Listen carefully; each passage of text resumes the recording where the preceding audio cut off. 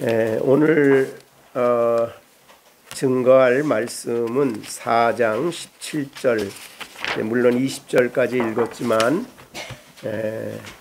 이제 4장 17절을 중심으로 말씀을 전하고자 합니다.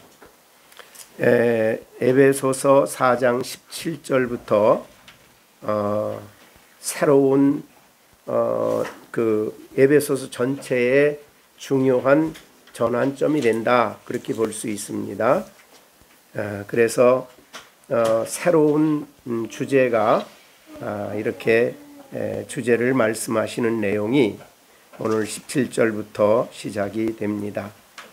특히 17절은 여기에 바울 사도의 중요한 권고의 말씀이 되겠습니다. 또는 명령의 말씀도 되고요.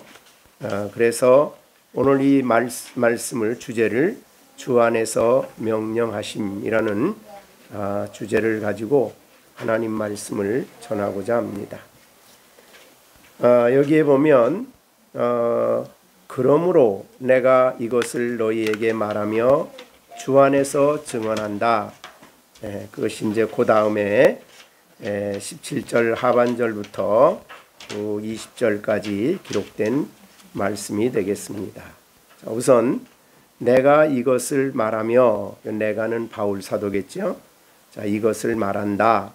그 밑에 있는 명령을 지금 전하고 싶은 것입니다.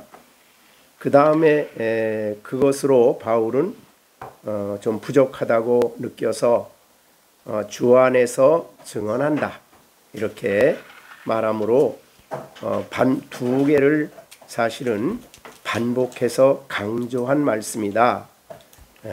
듣는 사람들로 하여금 굉장히 엄숙하게 그리고 진지하게 이 말씀을 이 명령을 받아야 될 것을 이렇게 말하고 있습니다.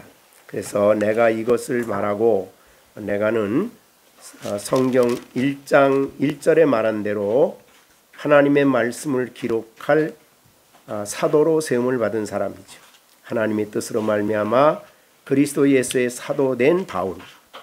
그냥 내가는 보통 그냥 내가가 아니고 이렇게 하나님의 말씀을 선포할 그러한 사도입니다. 내가 이것을 말한다. 여기까지만 말해도 그 다음에 나오는 말을 우리가 진지하게 받아야 됩니다. 그러나 그 다음에 그것으로 부족해서 이제 강조한 것이 주 안에서 증언한다, 이런 말을 했습니다. 주 안에서 증언한다. 이 말씀이 증언이란 말은 증거, 이 진실을 증거하고 있는데 이것이 주 안에서 하는 일이다, 그런 말입니다. 그래서 그리스도께서 직접 말씀하시는 권위 있는 말씀이다, 이렇게. 그래서 내가 이것을 말하며 주 안에서 증언한다. 그래서 주님이 내 안에서 이 말씀을 한다, 그래도 좋고요. 그래서 예수님께서도 자신이 설교하는 내용을 아버지가 내 안에 계셔서 말씀하는 거다, 그렇게 말한 것과 같지요. 그래서 이 말씀이 얼마나 우리가 두려운 마음으로, 진지한 마음으로 직접 하시는 말씀으로 우리가 받아야 되는 말입니다. 그 다음에 나오는 말씀, 그게 이제부터는 너희가 이방인이 그 마음에 허망한 것으로 행함같이 행하지 말라라는 이 말이 이제 중심이 된, 여기서 하는 말이죠. 이제부터 너희는 그렇게 행하지 말라, 이방인의 행함같이 행하지 말라라는 말을 그렇게 강조해서 말씀한 것입니다. 자, 그러면 여기에 너희는 누굴까? 너희는 그냥 단순히 서신을 받는 에베소 교인이라 이렇게만 생각하지 말고, 사실은 너희란 말을 설명한 것이 에베소서 1장부터 4장 16절까지의 내용입니다. 즉 너희가 어떤 사람인가를 설명한 것이 에베소서 1장부터 4장 16절까지의 내용에서 너희란 이 사람들을 설명한 것이, 다른 말로 너희는 지금 에베소 1장 4장 16절까지에서 그리스도 안에 어떤 사람이 되었는가를 설명한 내용이었어요. 그러니까 이 너희라는 단어 하나는 앞에 있는 전체를 요약한 말이다. 그리고 거기에 포함된 사람들이에요. 물론 1차적으로는 에베소 사람들이겠죠. 에베소 서신이니까. 그런데 우리가 1절에 보면 에베소 교인들에게만 한 것은 아니에요. 뭐라고 썼냐 하면 에베소에 있는 1장 1절의 성도들과 그 다음에 그리스도 예수 안에 있는 신실한 자들, 그러니까 그리스도 예수 안에 있는 신실한 말이라는 말은 믿는 사람들입니다. 그러니까 모든 믿는 사람들에게 주시는 말씀이에요. 그리고 이제 그 사람들이, 즉 그 사람들이 어떤 사람인가를 설명한 것이 이제 에베소서 1장 3절부터 계속된 말이에요. 그러니까 너희라는 단순히 말씀이지만은 굉장히 우리가 내용을 좀 깊이 생각하고 들어야 될 말씀입니다.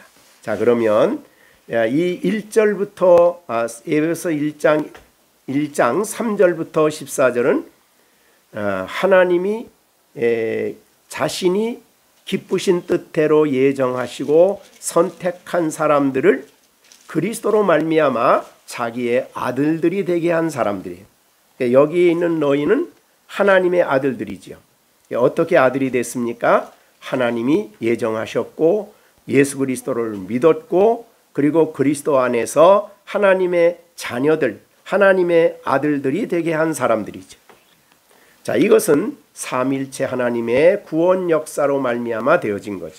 자기 아들들이 되게 하기 위해서 먼저 구속을 해야 되기 때문에 구속자로서 예수님을 이 땅에 보내셨고 그것을 성령을 통해 적용해서 믿게 하심으로 거듭나게 하심으로 하나님의 아들들이 됐죠. 이것이 이제 에베소 1장 3절부터 14절입니다. 그러니까 사실은 굉장히 영광스러운 모습이죠. 그리고 우리의 그리스도 안에 있는 우리를 설명하는 삼일체 하나님의 영원전에 계획하신 구원의 계획이시죠. 그 속에 포함이 된 너희예요.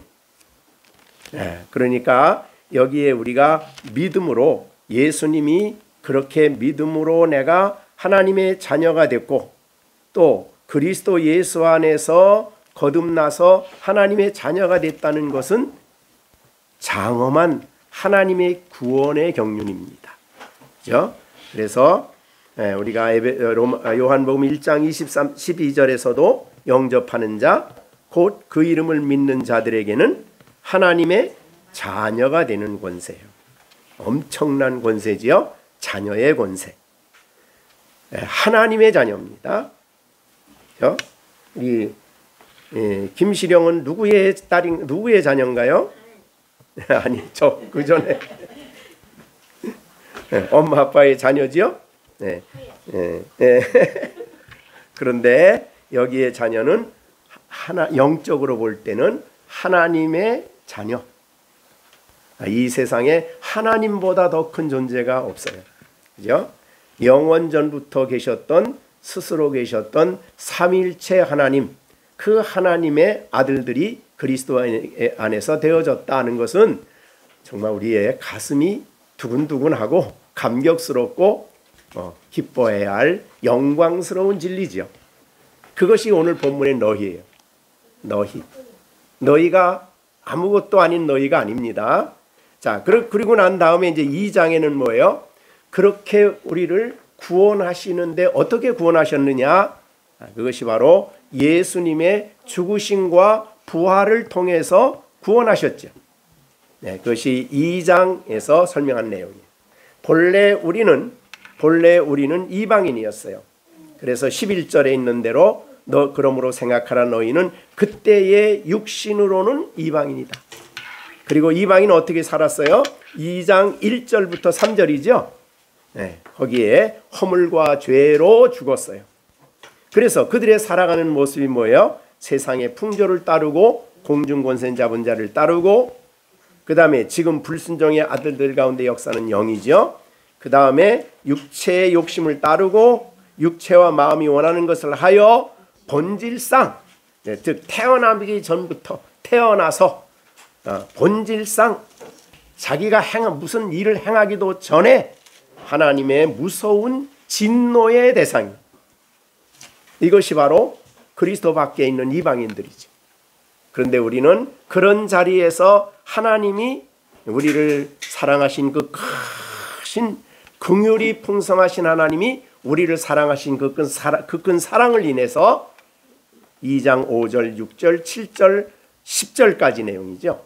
우리를 거듭나게 하시고 우리를 그리스도 안에서 살리시고 일으키시고 그리스도 예수 안에서 하늘에 앉히셔서 우리로 하여금 이 모든 일이 전적으로 은혜로 된 거죠.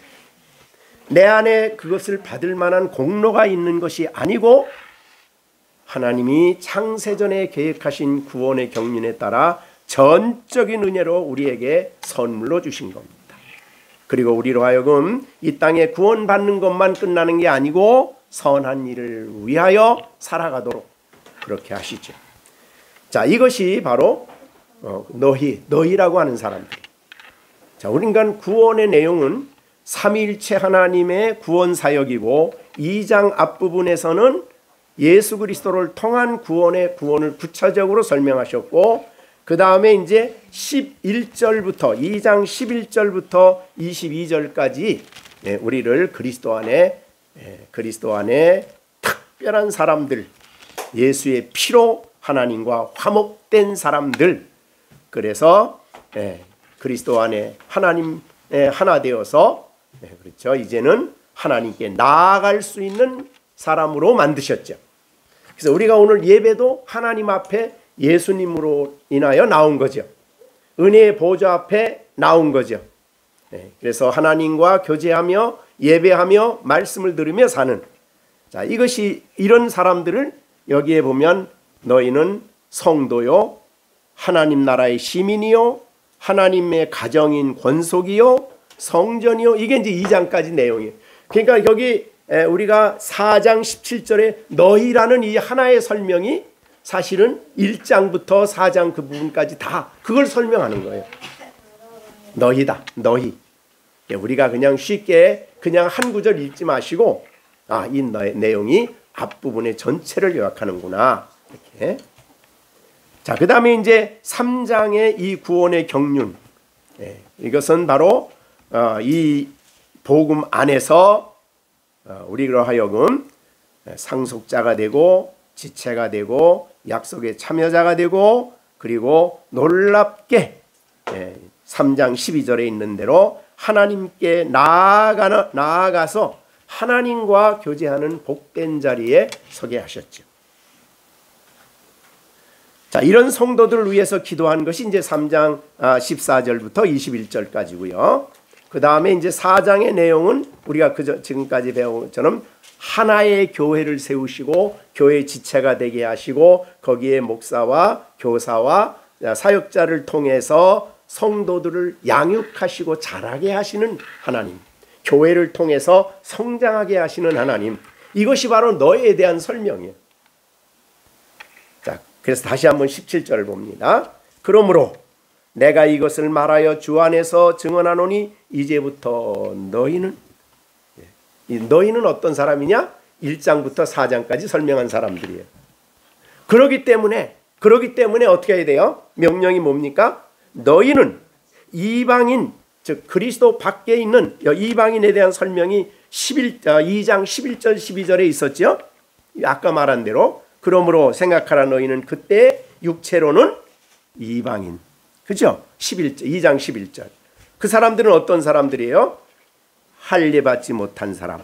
그 다음에 12절에서는 그리스도 밖에 있었고 하나님 나라 밖의 사람들이고 약속의 언약에 대해서는 아무 상관이 없는 외인이고 세상에 소망이 없고, 그 다음에 뭐도 없어요? 중요한 하나님도 없는 사람들.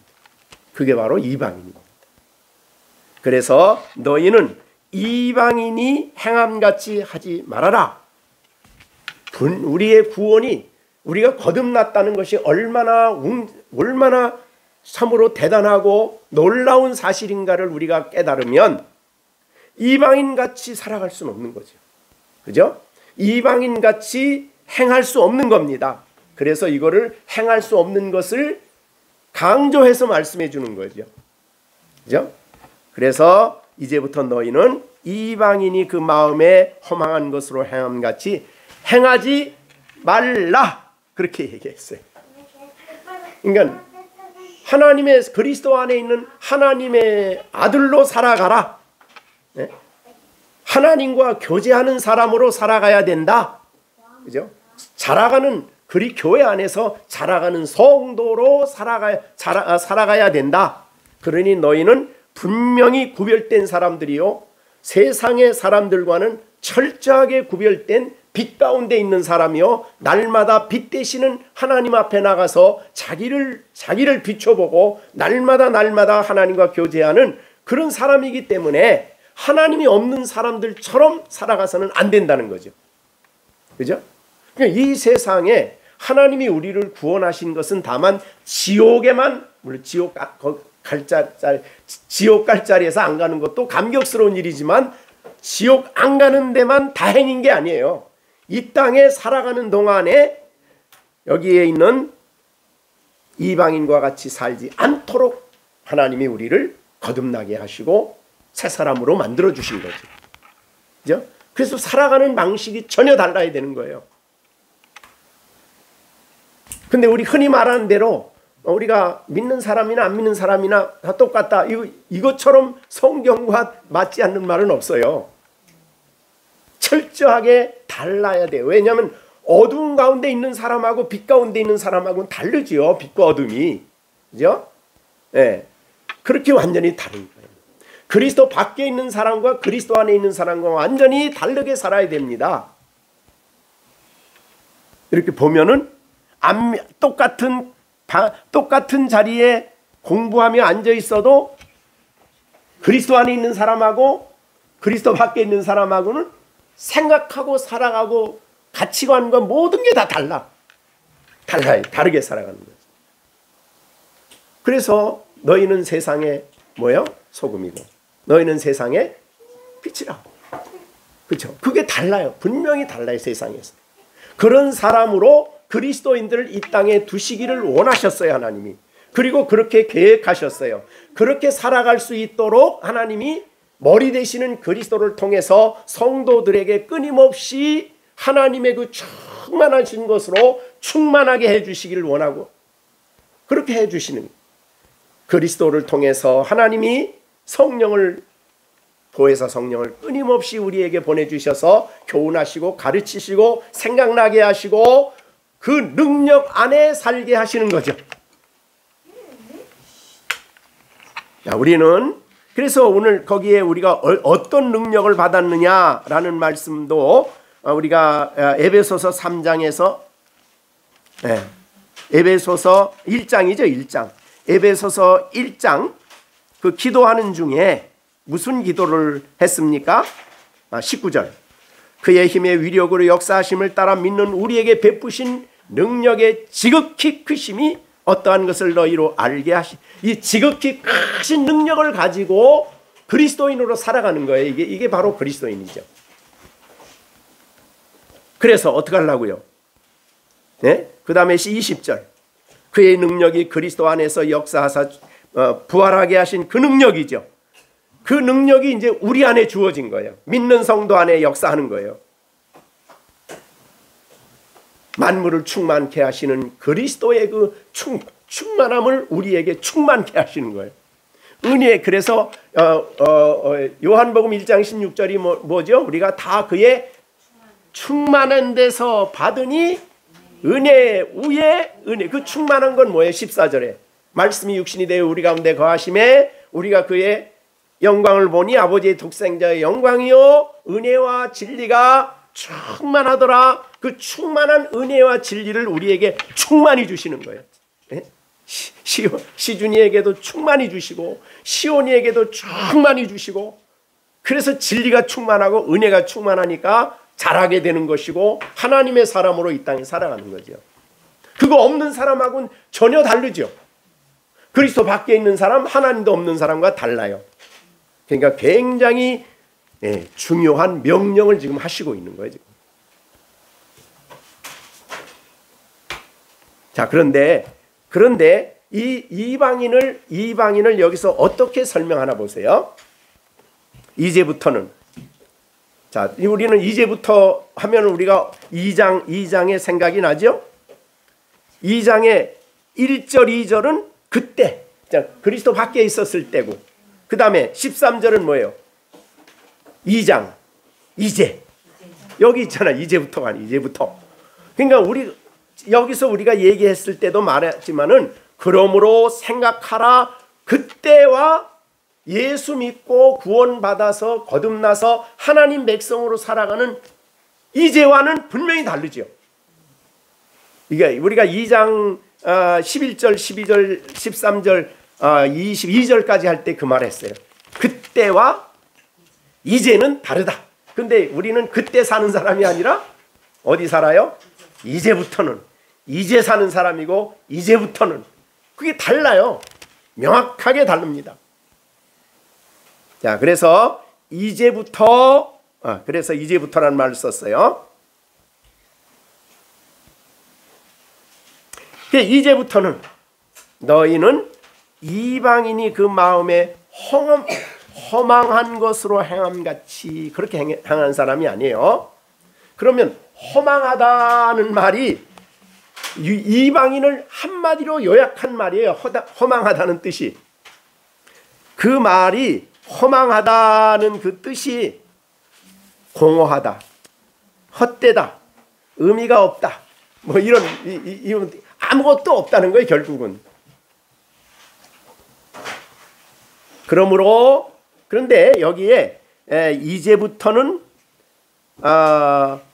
허망한 것으로 행함같이 행하지 말라. 근데 이게 헬라어를 번역하기가 좀 어려운 말이에요. 이게 메케티라는 단어인데, 이 부정말인데, 그 말은 이제 더 이상 그렇게 행하지 마라. 그 말은 옛날에는 너희가 그렇게 살았지 않냐. 그러나 이제는 그렇게 살아서는 이제부터는 안 된다. 이런 뜻이 되는 거예요.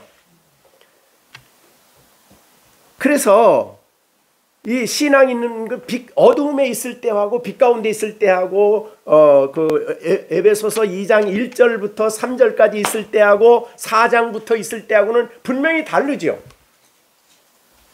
안 달라요?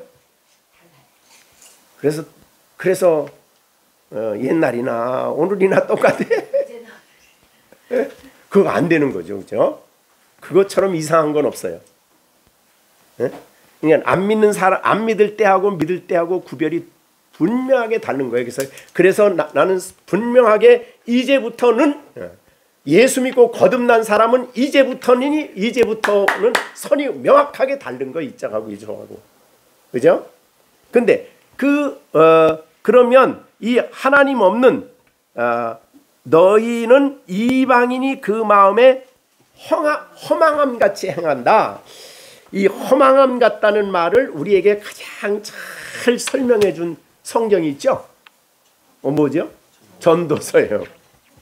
전도서 전체가 이 한 말을 소개한 거예요.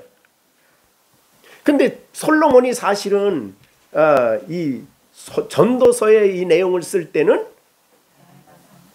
나이가 좀 중년기에 왕성하게 살 때 그 모양으로 살았어. 그러다 이제 늙고 난 다음에 깊이 깨닫고 난 다음에 사실은 아가서를 쓴 거거든요. 그러니까 처음에는 성전 지을 때 얼마나 신앙이 대단했어요. 예? 얼마나 좀 시편도 짓고 막 난리가 났는데 중년 들어와서 여자들을 많이 어느 정도죠? 1000명의 후궁을 뒀어요. 그러고 난 다음에 그냥 그 사람들을 온 거 아니에요. 성경이 말한 대로 그 사람 올 때는 주로 이방의 공주들이에요. 그게 다 공주들이 정략 결혼을 한 거예요. 그래서 솔로몬은 전쟁하지 않고 딴 나라를 그냥 같이 화목한 거예요. 그래서 대표적인 게 애굽의 공주가 왔을 때 그 공주를 위해서 궁전을 지었어요. 그럴 정도예요. 그러니까 그렇게 이방의 여인들을 올 때, 여인이 올 때 그냥 솔로몬에게 와서 솔로몬의 신앙 하나님을 받아들인 게 아니에요. 그 신앙을 그대로 가지고 와서 자기들이 옛날 살았던 그 나라의 우상을 그대로 섬겨요. 근데 솔로몬은 그 여인들이 요구하는 대로 신전을 다 지어줘. 그러게 그 다음서부터 이제 이 솔로몬이 아주 맛이 간 사람이 된 거예요. 예, 완전히 신사람이 됐어. 그래가지고 그들의 신앙, 그들의 종교 거기에 참여하고 뭐 그렇게 되니까 그 삶 속에 산 것이 전도서의 삶이에요. 자, 그래서요 우리가 전도서를 읽어보면 얼마나 헛된가 하는 것을 말하죠. 1장 전도서 1장에 보면 사실 주제예요. 사실은 주제인데 전도서 1장에 보면은 그랬어요. 다윗의 아들 예루살렘 왕 전도자의 말씀이라. 전도자가 이르되 헛되고 헛되며 헛되니 헛되고 헛되니 모든 것이 그러니까 이 한 절에 헛되다는 말이 5번이나 나와요. 그죠? 자, 그다음 보세요. 왜 그렇게 뭐 하느라고 그렇게 헛됐냐? 그게 그다음에 보면 이런 말을 했어요. 2장 1절. 나는 내 마음에 이르기를 자 내가 시험 삼아 너를 즐겁게 하자. 이게 이제 이방인들의 삶 가치관이죠. 자기를 즐기는 거예요. 즐겁게. 야, 우리 즐겁게 살아야 행복해. 즐겁게 살아. 그다음에 낙을 누리자. 쾌락을 누리자. 그런데 이것도 해보니 뭐예요? 이것도 헛되다. 잠시는 기뻐요. 잠시는 즐거울 수 있어요. 육체적인 즐거움이죠. 거룩한 즐거움이 아니죠. 근데 잠시지만은 그러나 지나고 나면 헛되고 헛되요. 그 다음에 2절에 내가 웃음을 논하여 이르기를 전 미친 것이라. 옛날에 한참 우리 건강을 위해서 웃어라 그랬어요. 그래서 사람들 모이면 그냥 하하하 그냥 이유 없이 하하하야. 그거에 대해서 솔로몬이 뭐라고 평가해요?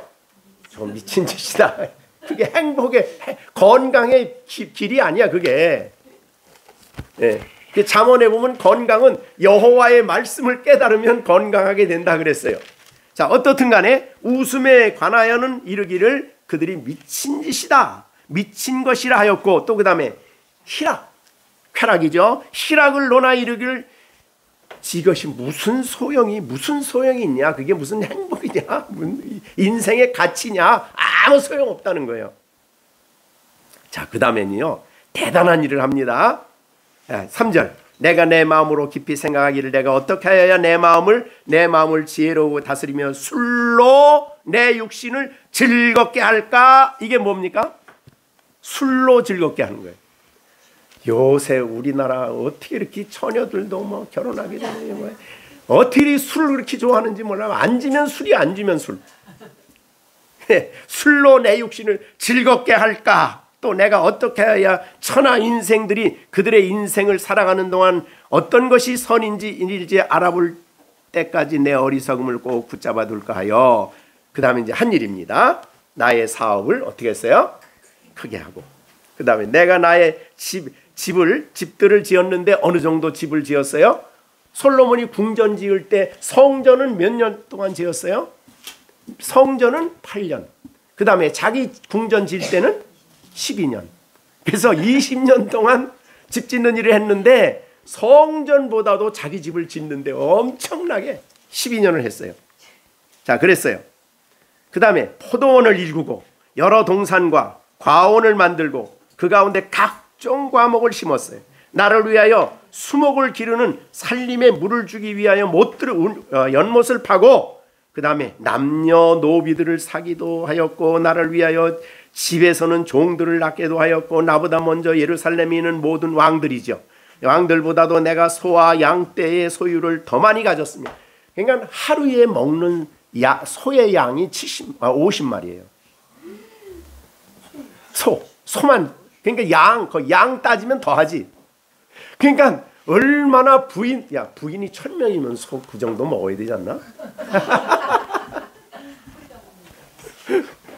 그러니까 여기 보면 그래서 소와 양 떼의 소유를 더 많이 가졌으며 금, 은과 왕들의 소유한 보배와 여러 지방의 보배는 나를 위하여 보물을 막 쌓아뒀어요. 네? 또 노래하는 남녀, 아예 그냥 합창단을 집에 노래하는 여자들 남자와 남녀들을 아예 집에 길렀어요. 석궁전에서 인생들이 기뻐하는 그 다음에 처와 첩을 얼마나 두었다고요? 1000명이면 제일 많이 뒀나? 하기야 뭐 백제는 3000궁녀 뒀다고 하는데, 예?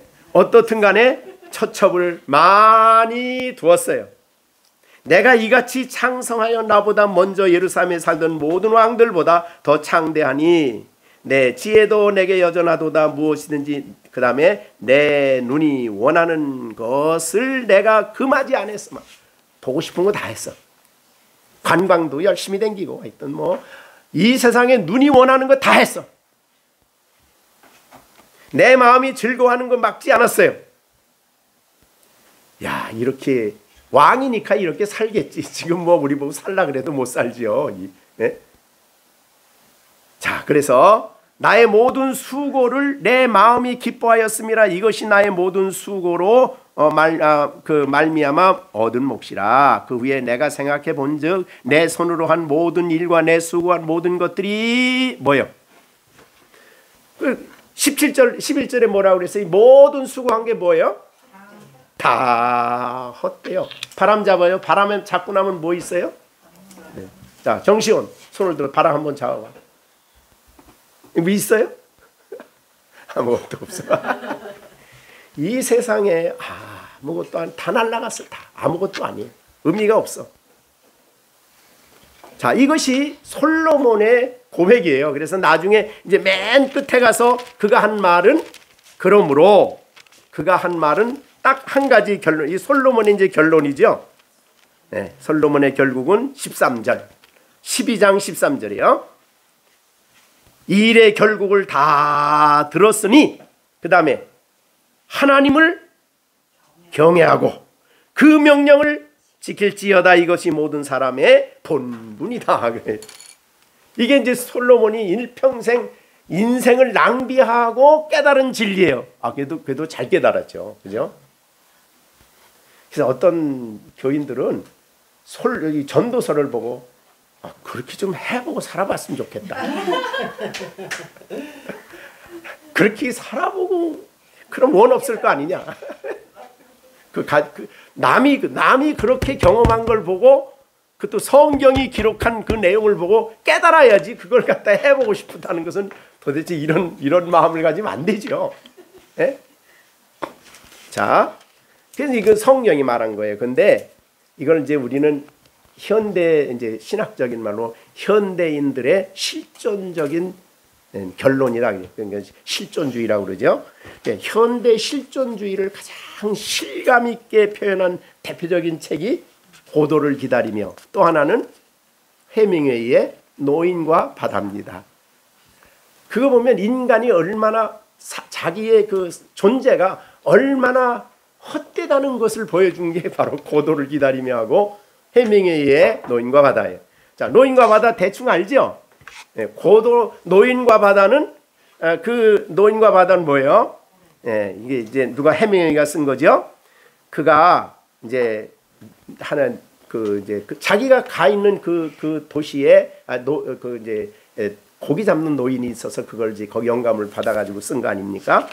자, 그래서 그가 봤는데 이제 거기 책에 나온 대로 84일 동안 날마다 나가서 기대를 가지고 나가지. 아침에 갈 때는 날마다 기대를 가지고 나갔는데 나가서 아무것도 못 잡았어. 아무것도 못 잡았어. 84일 동안. 그래도 나가. 이게 현대인의 생각이야. 모든 기대하는 것을 자기가 바라도 뭔가 아무것도 없어. 그래도 해야 돼. 이게 현대인의 이제 그 모습인데요. 그래서 나가가지고 마지막 이제 마지막 나가는 거죠. 근데 놀랍게도 그날은 큰 고기, 홍새치인가? 그게 저기를 잡죠. 그 이제 걸렸죠. 그래서 그거를 잡는데 3일 밤낮을 잠도 못 자고 잡아요. 드디어 잡아. 얼마나 큰 홍새치인지 그걸 잡아가지고 이제 배에 실을 수가 없을 정도야. 그래서 배 옆에다가 이제 그걸 놓고서 이제 끌로 메고서 이제 너무너무 기뻤죠. 너무너무 기뻤어. 그래가지고 잡을 땐 기뻤는데 끌고 오는데 너무 힘든 거야. 잡을 때는 잠시는 기뻤는데 그 기쁨도 잠시야. 그래서 끌고 이제 와요. 가는데 이 피냄새를 맡고 상어들이 와가지고 그 홍새치를 다 뜯어먹는 거야. 그래서 드디어 항구에 도착을 했는데 보니까 뭐만 남았어요? 뼈만 남았어요. 그게 이제 시편을 쓰면서 그러니까 그게 뭐냐면 인간은 자기가 원하는 것을 해서 뭐 되는 것 같아서 잠시 기쁘지만 결국은 지나놓고 보면 헛되고 헛되다. 그거예요. 그래서 나중에 그거를 깨달은 이 사람은 물론 이제 거기 쓴 주인공은 그 해밍웨이가 쓰면서 그래도 잡았다는 것 때문에 큰 위로를 받고 평안한 마음으로 집에 들어가서 마음껏 잤다 뭐 이렇게 됐는데 그런데 해밍웨이는 편하지 않았어요. 그걸 쓴 사람은. 그래서 나중에는 자기가 총으로 자살을 하죠. 노벨 문학상을 탄 사람이에요. 공허하잖아요. 내가 노벨 문학상을 탄 뭐예요? 그것도 공허하잖아요. 그래서 이거 허망한 거예요. 또 하나는 이제 우리가 여러분이 아는 사무엘 뭐죠? 저기 사무엘 누구죠? 저 고도를 기다리며 이거 얼른 여기 적어놓은 걸 있는데 고도를 기다리며 거기에 사무엘 베케트라는 사람인데 고도는 사람의 사람 어떤 뭐 아니요 무슨 사람인지 몰라 하여튼 사람을 지금 기다리고 있어. 두 사람 고고와 디디라는 두 사람이 정류장에서 지금 사람을 기다리고 있어. 올 사람을. 기다리는 동안에 이제 둘이 서로 뭐 이런저런 얘기하면서 계속 대화하는 거예요. 뭘 가지고요? 고도라는 사람을 기다리고 있는 거예요. 아직 오지 않았어. 근데 끝까지 하는 거야. 그게 고도를 기다림의 마지막이에요. 그러니까 뭡니까? 사람은 인생에 있어서 뭔가는 모르지만은 소망을 갖고 자꾸 뭐 기대를 갖고 삶의 목표를 정하고 뭔가를 열심히 뭐를 이루려고 막 기다리는데 아무것도 없다 이거죠. 그래서 그냥 끝없이 기다리는 것이 인간 실존이다. 더 낫겠지. 자, 여러분, 오늘보다는 내일이 더 낫겠지. 그거 기다리는 거예요. 근데 안 왔어. 그게 바로 고도를 기다리며 라는 자기 존재의 그 공허함을 절실하게 표현한 말입니다. 물론 그 사이에 뭐 여러 가지 좋은 말들이 있지만은 그게 다 허망한 사람들이 외치는 아우성 소리예요. 그래서 우리가 그래서 이 쾌락과 그 다음에 즐거움과 이거를 위해서 때로는 술, 때로는 이 세상에 뭐 이런 것 먹는 요새는 또 식도락이 그렇게 대단하대. 식도락 뭐 이 별걸 가지고 다 즐거움과 쾌락을 찾으러 가지만은 고도를 기다리는 거예요. 남는 게 없어. 그것이 오늘날 인생의 모습이고 오늘 성경이 보여주는 절실한 하나님이 없는 이방인의 허망한 삶이었는데 너희가 그들을 따라서 허망하게 살 거냐? 그럴 수가 없지. 우리는 허망하지 않지. 그죠? 우리의 소망이 뭐예요? 소망이 있죠. 주님이 우리 안에 계시죠. 영광스러운 주님이 나를 대속해 주셨고 그분과 함께 그분을 아는 것이 우리의 기쁨이고 그 안에서 내게 주신 놀라운 선물들이 하나하나가 다 영원한 것들이잖아. 영원한 소망이고 영원한 기쁨이고 또 이 땅에서도 주님과 함께 교제하며 영광스러운 주님의 그 은총과 사랑 안에서 살잖아요. 그래서 예수님이 나를 사랑하신 그 사랑을 느끼며 깨달아 체험하며 살아갈수록 우리 안에 기쁨이 있고 평안이 있고 감사가 있고 그렇잖아요. 전혀 다른 거예요. 하나님이 인간을 만들 때요, 에덴 동산에서 인간을 만들 때에 인간의 의미는 영원하신 하나님을 모시고 사는 것이 진정한 삶이 되도록 에덴 동산에서 그렇게 만든 거예요. 근데 그 자리를 떠난 거죠. 아담과 하와가 범죄함으로 하나님과 등을 진 거죠. 그 다음서부터 방황하게 된 것이고 방황하는 삶이 의미가 없는 방황이. 거기서 뭔가 의미를 찾고 거기서 자기가 뭘 실천하려고 하지만 글쎄요, 얼마나 권력 잡은 사람이 얼마나 권력 가지고 행복할지, 얼마나 갈지. 그러니까 우리가 이 땅에 하나님을 알고 사는 사람에게 이 세상에 살아가는 동안에 필요한 것이 있는 것이 필요 없다는 게 아니라 이 허망이라는 이 허망한 것을 추구하는 사람들이 아니죠. 우리는.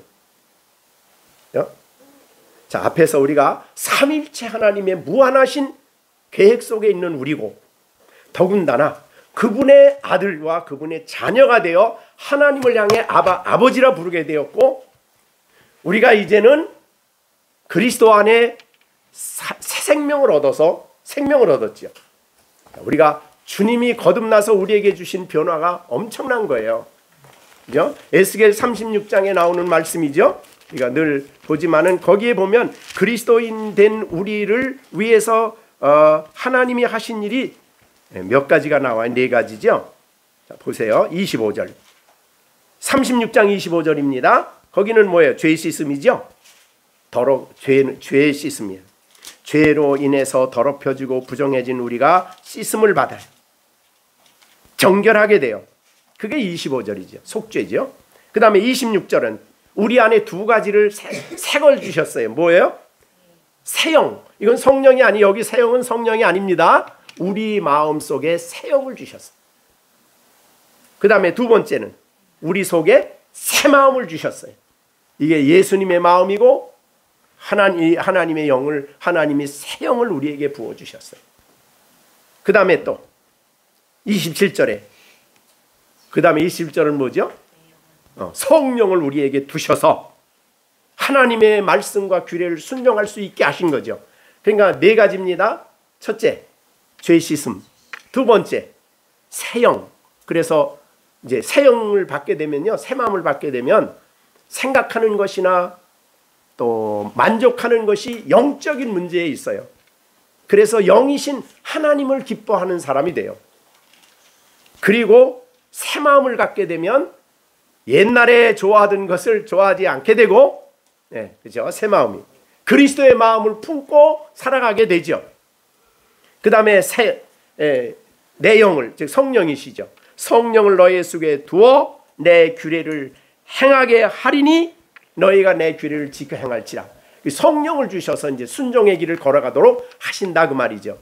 그러니까 기독교는 단순히 이렇게 착하게 살아라를 가르치는 게 기독교가 아닙니다. 많은 경우에 인생을 이렇게 살아가다고 세상적인 가르침을 가지고 교회를 성도들을 가르치는 것이 성경이고 설교가 아니에요. 여기에 있는 대로 새 영, 새 마음, 그 하나님의 영. 그래서 우리가 이제는 하나님의 규례와 말씀을 따라서 순종하며 살아갈 수 있도록 우리를 변화시켜 주신 거죠. 그러니까 과거에 좋아하던 것 이제는 안 좋아해. 그러니까 옛날에 그렇게 좋아하던 것 이제는 안 좋아해. 하나님 없을 때 그렇게 추구하던 것 이제 안 해. 그렇게 되는 거죠. 새 마음, 새 영을 주시니까. 그래서 우리가 아는 대로 하나님 영적으로 허물과 죄로 죽은 사람이 살아가는 그런 모습으로는 안 살아가. 그렇기 때문에 이렇게 하지 말라고 명령을 하시는 거죠. 자, 오늘 다시 한번 우리가 본문을 보겠습니다. 본문을 보면 그러므로, 자, 여러분이 성경을 읽을 때 항상 그러므로란 말이 나오면 중단하라 그랬어요. 앞에서 무슨 말 했냐? 왜 그러니까 이 말씀 하느냐? 바울 사도에게 있어서 그러므로를 잊어버리고 가면은 문맥이 통하지 않아요. 그러니까 이 그러므로는 앞에 있는 내용 전체를 요약한 말이기도 해요. 그러므로 내가 이것을 말하여 주 안에서 증언하노니 이제부터는, 자, 이제부터는 우리는 새로운 삶이 시작이 되는 거죠. 이제부터는 너희는 이방인이 그 마음에 허망한 것으로 행함같이 행하지 말라라는 명령을 주신 거예요. 그럼 그들이 왜 그렇게 허망해졌느냐라고 하면 이제 18절부터 이제 설명이 들어가죠. 네, 이건 다음에 우리 설명하겠습니다. 그들의 총명이 어두워졌다. 허물과 죄로 죽었기 때문에. 그래서 하나님께 대하여는 무지하고 마음이 굳어졌어요. 죄로 말미암아. 죄의 영향입니다. 그래서 하나님의 생명에 떠나 있고 19절에 결과가 뭐예요? 감각 없어졌어요. 감각. 진리에 대한 감각이 없어졌어요. 영적으로 죽어 있기 때문에. 자신을 방탕하게 살아. 절제 없이 살아. 자기 하고 싶은 건 마음대로 해. 옳고 그름에 대한 분별이 없어. 그래서 더러운 것들을 욕심으로 행하대. 욕심껏 하려고 하는데 할 능력이 없어 못하지. 환경만 만들어주면 별 더러운 짓을 다 하는 거예요. 지금 우리나라의 그 모든 게 다 그렇죠. 성소수자들은 무슨 얼마나 지저분합니까? 얼마 전에도 우리나라 마약도 어디로 1조 원어치가 마약이 들어오다가 잡혔다지요? 1조 원어치. 1조 원어치가 우리나라에 지금 들어오다가 어느 한국에서 그게 잡혔다고 그러더라고요. 네? 1조 원어치가 이 나라에 풀리면 어떻게 되는 거예요? 젊은 애들이. 끔찍하잖아. 근데 그거를 수사하는 그 수사력을 너무 무력화시킨 거예요. 시켜놓은 거예요. 지난번 정부에서. 철저하게 수사해야 됩니다. 그러니까 이게 그래서 그 사람들의 그 모습이 그 모습을 우리가 지금 미국에서 보잖아요. 미국의 그 마약 자유한 주에서 그 사람들 댕기는 거 봤죠? 마약 해가지고 아무 의식 없이 그냥 이러고 댕기는 그런 삶이에요. 그런 삶. 결론이 감각이 없어요. 자, 그런데 20절에 보면 굉장히 중요한 말씀을 하시죠. 자, 우리 20절 한번 크게 읽겠습니다. 같이 시작. 오직 너희는, 네, 이건 안 믿는 사람은 그렇지만 오직 시준이 시온이는 오직 누굴 배우는 거예요? 그리스도를 그와 같이 배우지 아니했다라고 말씀합니다. 그러니까 그리스도로 옷 입는 사람하고 삶이 전혀 다르지요. 자, 우리가 이렇게 살아갈 수 있도록 거듭나게 하시고 새 영을 주시고 새 마음을 주시고 이 성령을 우리 안에 주셨어요. 여러분 가만히 생각해 보면 내가 예수 믿고 구원 얻었다는 이것이 너무나 엄청난 겁니다. 너무나 엄청나고 놀라운 거예요. 자, 우리가 거듭났다 그러면 뭐예요? 허물과 죄로 죽었던 우리가 생명을 얻은 거죠. 그죠? 우리가 거듭날 뿐만 아니라 우리를 그리스도 안에 있게 하셨다는 것도 이게 대단해요. 그죠? 내 살을 먹고 내 피를 마신 자는 내 안에 거하고 나도 그 안에 거한다. 여러분, 우리 안에 영이신 주님이 삼위일체로 우리 안에 거하시는 거예요. 근데 그분이 어떤 분이에요? 우리가 하나님의 속성에 대해서 그리스도인 신앙고백서 2장에 나오죠. 그죠? 2장 1절에. 우리가 이제 소요리 문답에는 이제 4번에 나오는 거고, 우리 하나님은 존재하심과 지혜와 또 뭐 있어요? 예? 거룩하심과 공의와 그 다음에 인자하심과 진실하심과 명원하고 무한하시고 불변하신 그런 하나님이 우리 안에 계시는 거예요. 예? 자, 우리 정시준 안에 주님이 계시는 거예요. 하나님이 계신 거예요. 그분이 내 안에 계셔서 내 감정과 내 생각과 내 마음을 주관하시고 바른 길로 가도록 성령께서 가르치시고 인도하시고 역사하시는 거예요. 그러니까 이 하나님이 우리 안에 그런 분이 거하시는 거예요. 우선 사랑만 하더라도 무한한 사랑을 가지신 그분이 내 안에 계시는 거예요. 우리가 하나님의 속성은, 성품은 균형이 항상 100%죠. 그러니까 하나님이 우리를 향해서 야단칠 때도 동시에 하나님은 사랑이시고, 자, 근데 부모님은 화가 나서 야단칠 때는 사랑은 한 60% 정도 되고 분노하는 건 한 100% 정도 돼. 균형이 잘 안 맞아, 사람은. 그죠? 사람은 균형이 안 맞는데 하나님은 어때요? 야단칠 때도 100% 분노, 그 다음에 사랑도 100%, 자비도 100%. 그러니까 하나님이 하시는 일은 우리가 그래서 원망할 수가 없어요. 자녀된 우리들을 책망하실 때 하나님 여전히 하나님은 우리를 사랑하고 계시는 거예요. 이게 얼마나 놀라운 하나님의 위대하심인가를 우리가 알 수가 있는 거죠. 자, 그런 하나님이 우리 안에 계신 거예요. 자, 우리가 하나님을 사실은 우리 서열의 문답은 너무 작아요. 근데 그 웨스트민스터 신앙 고백서 보면은 정말 하나님의 성품에 대해서 너무너무 놀랍게 해놨는데 그 성품의 그런 하나님이 내 안에 계신 거예요. 그리고 내가 그분 안에 계신 거예요. 그분이 나와 함께 계시고 나와 동행하셔요. 선한 목자로 함께 계셔요. 자, 그런데 예수님의 신성은 90%고 하나님 아버지의 신성은 100%입니까? 아니요. 다 하나님이시, 완전하신 동일하신 하나님이시죠. 유일하셔요. 그 하나님이 우리 안에 계시고 우리와 함께 계시고 우리를 아시고 우리를 인도하시고 그러는 거죠. 그러니까 우리가 그리스도인이 됐다는 게 이게 엄청난 사건이고 우리 안에 놀라운 일이 일어난 거예요.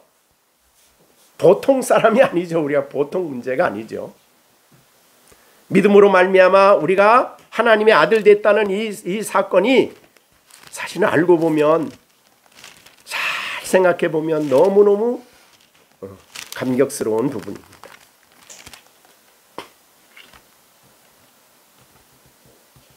한번 좀 여기에 너희라는 말, 즉 하나님의 아들 그리고 하늘에 있는 모든 신령한 복을 받은 나를 좀 더 생각해 보세요. 한번. 그러니까 그분이 나에게 뭐 좀 주신 것, 물론 그것도 대단한 거지만은 우리가 다음 주에 감사주의를 지키는데 내게 하나님이 하신 일들이 너무나 다 감사하죠. 일반 은총 영역 속에서 감사하지 않은 게 어디 있겠습니까? 사실 일반 은총 영역에서 하나님이 우리에게 주시지 않으면 우리가 살아갈 수가 없죠. 그런데 특별 은총 영역에서 우리가 받은 이 놀라운 하나님의 은혜는, 하나님의 역사는 우리가 말로 다 할 수가 없는 거죠. 그래서 시편 23편 1절에 여호와는 나의 목자시니 내가 뭐예요? 23편 1절. 내가 뭐예요? 부족함이 있다? 부족함이 없으리로다. 그 고백을 하는 사람들이에요. 그 고백을.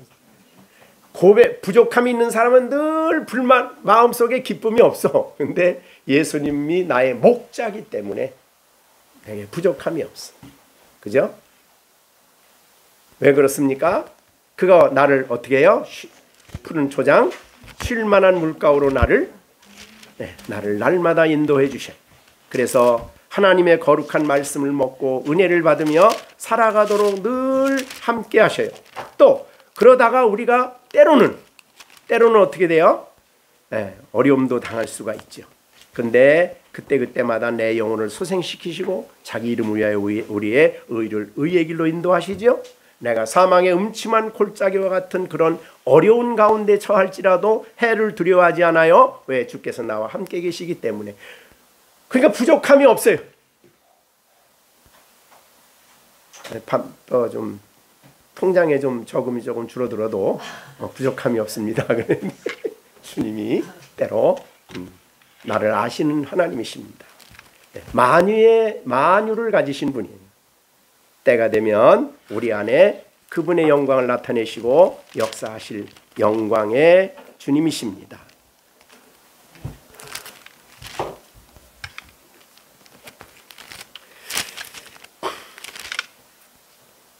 그렇기 때문에 우리는 이 그리스도인이 됐다는 것, 또 내가 그리스도 안에 있게 됐다는 것, 이것은 우리가 정말 세상에 어떤 말로 다 설명을 해도 설명이 안 되는 엄청난 일이 우리 안에 일어난 것이다. 그러니 이렇게 살아갈 우리가 오늘 본문에 있는 대로 이방인이 그 마음에 허망함 같이 행하는 것과 똑같이 행할 수 있을까? 안 되는 거죠. 그래서 그렇게 하지 말라고 명령을 하신 겁니다. 이제 앞으로 부러워하지 마세요. 부러워하지 마시고 안 믿는 사람의 화려한 삶에 매료되지 마시고 부러워하지 마시고 내 안에 이 그리스도 안에 주신 이 엄청난 축복을 감사하고 찬양하고 영광 돌리는 그런 우리들의 삶이 돼야 되겠습니다. 그러니까 사실은 안 믿는 믿음 없는 사람들하고 사실은 대화한다는 그래서 어려운 거예요. 그죠? 그 사람들이 말하는 거 보면 나는 전혀 너무 달라. 허망하게 사는 사람하고 소망을 가진 사람하고 너무 다른 거예요. 모든 게 하나님을 모시고 사는 사람하고 생각하는 것, 가치관, 목적, 모든 방향 이게 전부 다 다른 거죠. 근데 여러분들은 이제 그 사람들이 아닙니다. 그죠? 우리가 에베소서에서 말씀한 대로 너희가 이것을 생각하라 그랬죠? 이러므로 생각하라. 그때는 이제 버려. 그때로 다시 돌아가면 안 돼. 이제는 그때와 이제가 선명하게 구별이 되는 사람이 그리스도인이죠. 그래서 이것을 가지고 서로 대화도 나누고 그렇게 교제도 하시고 그렇게 하시길 바랍니다. 주님의 엄한 바울 사도가 이 명령을 할 때에 왜 하나님이 우리를 거듭나게 하시고 새 영을 부어주시고 새 마음을 주시고 이렇게 비전을 주시고 이렇게 진리를 주시면 이런 얘기 할 거 없이 그렇게 살겠죠? 안 해도 살겠죠? 이런 말씀이 없어도 잘 살아가겠죠? 허망 없는 사람하고 허망하는 사람하고 그렇게 행함같이 행하지 않겠지요? 이게 바울이 이렇게 엄하게 내가 이것을 말한다, 주 안에서 증언한다. 왜 이렇게 강력하게 이렇게 말할까요? 예, 교회 다닌다. 그러면서도 인생의 자랑과 그런 것들에 유혹되고 넘어갈 가능성이 항상 존재하기 때문에 그래서 로마서 6장 7장이 있는 거 아니에요. 그죠? 원함은 있으나 행함은 없는 거예요. 그게 연약한 우리들이야. 그래서 이렇게 강력한 메시지를 우리에게 들려주시는 겁니다. 그냥 들려주는 게 아니라 너희가 어떤 사람이 됐느냐, 그리고 하나님 없는 사람이 살아가는 삶이 과연 어떠냐. 오늘날 수많은 사람들이 우울증에 걸리고 자살하고 그런 이유가 뭡니까? 전부 다 여기에 걸려 있는 거예요. 허망하기 때문에. 주님으로 기뻐하고 주님으로 즐거워하고 그 소망을 갖고 살아가는 사람은 그렇게 안 하지요. 그래서 오늘 이것을 말하며 주 안에서 내가 증언한다. 이제부터는 너희는 새 사람이다. 이제부터는 안 믿는 그리스도 밖에 있는 사람과는 다르게 살아가야 할 사람들이다. 이제부터는 너희가 하나님 없는 사람과는 전혀 다르게 살아가야 할 빛 가운데 살아가야 될 사람이요 의의 종이요 하나님은 여러분들 이 어두운 세상의 빛으로 여러분들을 세우시길 원하는 거예요. 그래서 안 믿는 사람이 여러분 안에 있는 빛이 되시는 예수님을 드러내며 예수님을 나타내며 예수님의 모습으로 살아가는 것을 드러내기를 원하시는 하나님이다. 그런 말이죠. 그래서 허망한 것을 행하지 행하지 말라는 것은 부정적인 명령이에요. 여러분이 성경을 보면은 부정 명령이 먼저 나옵니까? 긍정 명령이 먼저 나옵니까? 부정 명령이 먼저 나와요. 그래서 하나님을 섬길 때도 하나님 섬기라가 먼저 나오지 않고 우상을 버려라. 그리고 하나님 섬기라. 그럼 우상을 버리지 않고 하나님 섬겨? 그러면 안 되잖아요. 그래서 언제나 성경은 부정적인 명령을 먼저 하셔야 돼요. 그래서 오늘도 본문에 그랬잖아요. 그렇죠? 그래서 이 새 사람에 대한 얘기는 이제 그 다음에 나오게 됩니다. 25절부터 새 사람을 입으라 24절인데 25절부터 이제 적극적인 명령이 나오게 됩니다. 자, 우리 골로새서 1장을 한번 보세요. 골로새서 1장. 데살로니가 전서 1장이요. 1장 9절. 1장 9절입니다. 그들이 우리에 대하여 스스로 말하기를, 이제 바울이 데살로니가에 가서 복음을 전했을 때 그들이 어떻게 하는가 보세요. 너희가 어떻게, 첫째로 우상을 버리고, 그 다음에 두 번째 하나님께로 돌아와서, 셋째로 살아계시고 참되신 하나님을 섬기고, 그 다음 네 번째는 다시 재림하실 예수님을 기다리는 자. 네 가지를, 신앙의 4대 요소인데 이 네 가지를 말하면서 제일 먼저 뭐부터 말해요? 우상을, 그렇죠. 이거 먼저 나오지. 그러니까 우리가 알기에는 하나님 잘 섬겨라 이거부터 나올 것 같지요? 그러면 우상 그대로 두고 하나님 섬겨요? 그거 안 되잖아요. 그래서 항상 부정명령이 먼저 나옵니다. 굉장히 중요한 말이죠. 그래서 우상을 버리고 돌아와야 된다. 그냥 두고 안 된다. 그리고 이제 참되시고 살아계신 하나님을 섬겨라. 그래서 여기서도 가장 중요한 이제 교훈을 4장 17절 이하에 하면서 먼저 부정명령을 먼저 강력하게 우리에게 도전한 겁니다.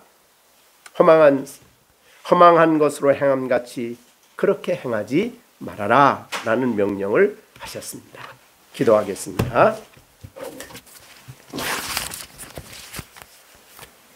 하나님 아버지, 우리들을 돌아볼 때에 우리에게 꼭 필요한 말씀을 오늘도 우리에게 주시는 줄로 압니다. 이 세상을 살아감에 있어서 내가 누군가, 그리스도 안에서 내가 어떤 사람이 되는가를 깨닫고 주 밖에 있는 사람, 하나님이 없는 사람, 허망하게 사는 사람과 같이 살아가지 않도록 우리에게 중요한 명령을 주셨습니다. 이 명령을 따라 우리가 철저하게 구별된 삶, 철저하게 하나님 백성으로 구별된 사람으로 살아갈 수 있도록 날마다 인도해 주시고 성령으로 우리를 깨닫게 해 주셔서 성령의 가르침을 따라서 우리가 분별하여 허망한 것들을 철저하게 버리고 헛되니 모든 것이 헛되다고 하는 고백을 우리가 인생을 살고 나서 그 고백을 하는 사람이 되지 않게 하시고 날마다 성경을 통해 깨닫고 바른 길로 걸어가는 우리들이 될 수 있도록 역사하여 주시옵소서. 우리 열린샘교회 식구들, 아버지, 아직도 어린 아이들이 있지만 그 마음속에 새 마음을 주시고 새 영을 주셔서 예수 그리스도를 사랑하고 주님을 본받아 이 어려서부터 빛 가운데 살아갈 수 있는 아이들이 될 수 있도록 돌보아 주시옵소서. 그래서 이들을 통해 세상이 소금 역할과 빛의 역할을 감당하는 사람들로 하나님 앞에 쓰여질 수 있도록 돌보아 주시옵소서. 예수님의 이름으로 기도하옵나이다. 아멘. 그러므로 내가 이것을 말하며 주 안에서 증언하노니 이제부터 너희는 이방인이 그 마음에 허망한 것으로 행함같이 행하지 말라. 이제는 우리 주 예수 그리스도의 은혜와 하나님 아버지의 그 크신 사랑과 성령의 교통 감화 인도하심이 오직 예수 그리스도를 배우는 사람으로서 주님을 본받아 주님과 신기를 따라갈 것을 다짐하는, 그리고 허망한 사람들의 행하는 것 같이 행하지 않기를 순종할 것을 다짐하는 우리 가운데 이제로부터 영원토록 함께 계실지어다. 아멘.